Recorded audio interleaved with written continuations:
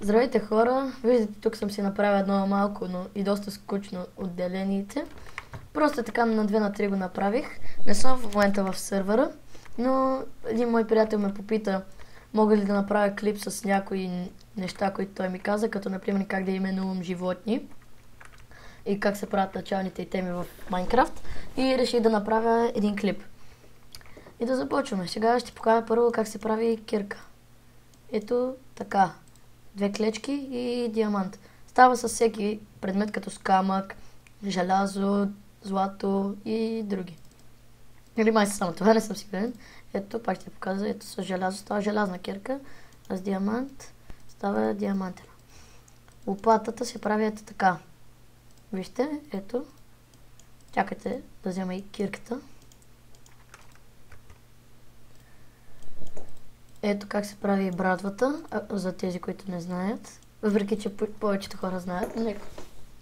И диамантената мотика. Ето как се прави, тя е за фермерство. А последното, което ще ви покажа как се прави, ще бъде меча. Той също е лесен. Пак по същия начин. Горе-долу по формата се разбира. И ето вече сме екипирани. Опс, тук го чупих, но нека. Няма лошо. А сега как да именуваме животните. Това също е много лесно. И например взимаме размножителна овца и я слагаме в наковалнята. И тук, където пише размножител овца, променим името. Например пишеме овца, някакво друго име.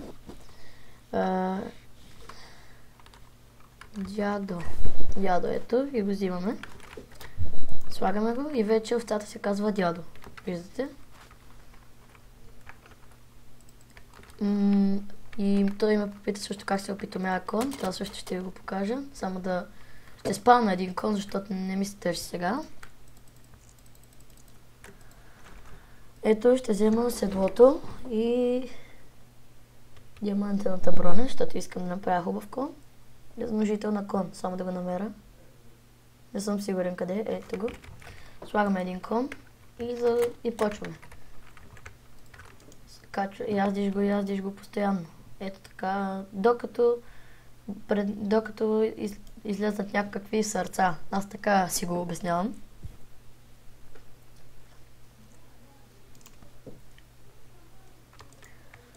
Яздиш го и когато излезнат тези сърца, ще видите какво ще стане. Само да излезнат и при моя кон, който съм спалнал. Ето видите, видяхте ли сърцата? Да, мисля, че сте ги видели. И тогава натискате E и слагате седлото най-отгоре и отдолу бронята за коня. Може и без броня, но седлото, за да го яздите. И вече сте си опитомили кон. Но седлото е задължително. Ако нямате седло, не можете да го управлявате. Така, да се върна в моето скромно отделение. Само да си го запуша. Извинете да го правя. Така.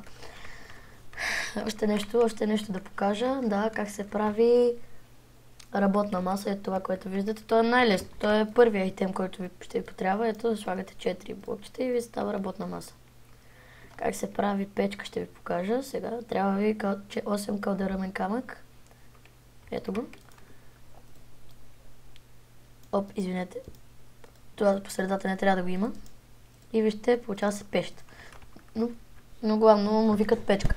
Стъклото и то е много лесно. Ето вижте, ако направих пещ. Малко да го украся. Ето пещ. Стъклото слагаш пясък и отдолу дърво или въглен. Препоръчвам дърво, защото то по-лесно се намира. Факлите за други... факлите, извинете. Въглените за факли. И слагате тук дървото и горе пясък. И почва да се пече. Виждате? Чакайте да взема повече пясък. И виждате, сега почва да се пече и тук се получава стъкло. Другото, което и той ме попита как се правят отвари. Той отскоро играе Майнкрафт и не знае много. И аз съм добър приятел и исках да му покажа. Само да намеря за отвари генератор или не съм сигурен как се каже. Статив за отвари. Ето.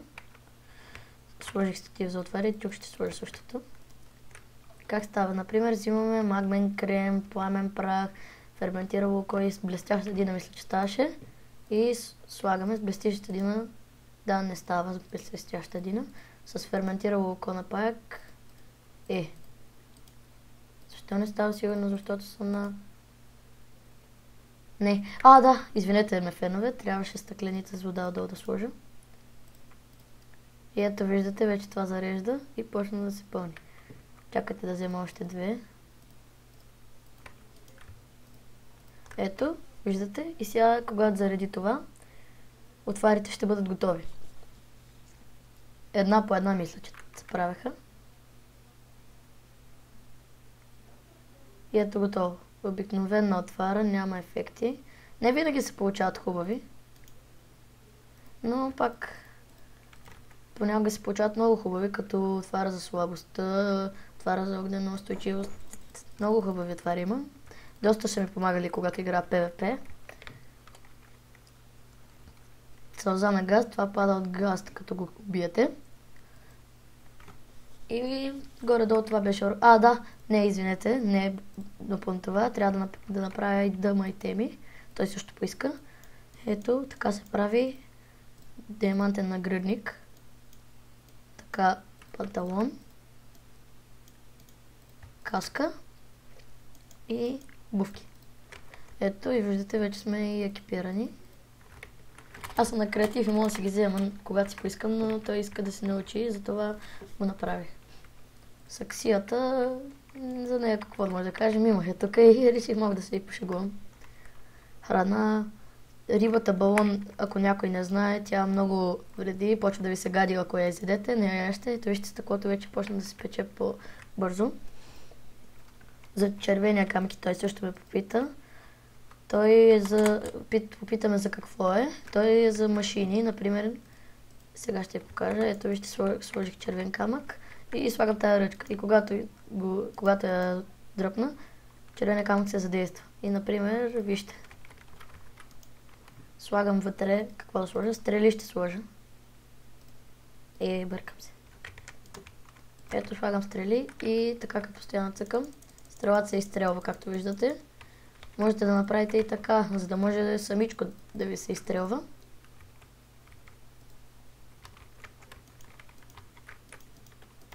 Така. И слагате факли тук и тук. И вижте, вече стрелите сами се изстрелват и то много по-бързо. Ако ви се развали това, например, спре да премигва, тогава ето вижте как сега стана, чупите факлата, я слагате наново и пак се продължава. И така докато да работи завинаги. Какво друго да покажа? Не се сещам. Другите неща не са най-важните. Той ме пита само за началните и за другите, които направих. Какво друго? Да, как се енчантва. Как се добавя книга. Пак по същия начин слагате меча, книгата и става меч с дишане 3, каквато беше книгата. Друго, въдицата как се прави, то е много лесно, няма смисъл да го показвам, той знаеше, затова няма какво друго да ви покажа, мисля. Кофата, как се справи с вода, това е много лесно, не знам защо ме попита този въпрос, но въпреки това ще ви го покажа, защото той е новак и не знае много. Цъкаш върху това и се пълни с вода, но аз съм на креатив мод и затова няма да се получи. Иначе цъкате тук и вече се получава кофа с вода. Изчакайте малко, ще ви го покажа. Ето вече съм ги оцеляне, цъкам и кофата вече е с вода. Какво друго да покажа? Мисля, че няма какво, това е основното. Съндъка се прави по същия начин, както и печката, само че вместо камък слагаш дърво. И това беше. Очаквайте, абонирайте се и това беше този урок. Ще се чуем в следващите ми клипове. Хайде, чао!